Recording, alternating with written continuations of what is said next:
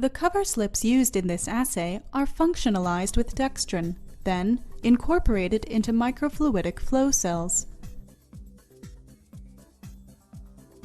Next, each flow cell is incubated with a suspension of liposomes, which fuse to form a lipid bilayer atop the hydrated dextrin. Under the fluorescence microscope, fluorophore-labeled virus and fluorescein-labeled streptavidin are added, and the virus is allowed to dock to the bilayer. An influx of acidic buffer initiates viral fusion with the bilayer, and a digital camera records the changes in fluorescence throughout the assay.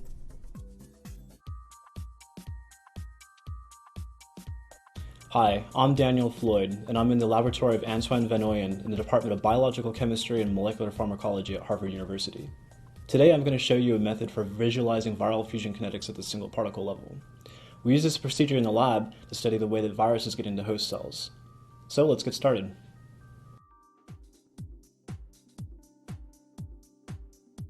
Begin this protocol by preparing the dextrin functionalized cover slips. The first step is to sonicate the cover slips in solutions of 10% detergent, 1 molar potassium hydroxide, acetone, and 100% ethanol.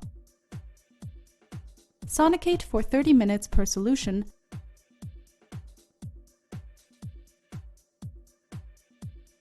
and rinse with deionized water between sonications.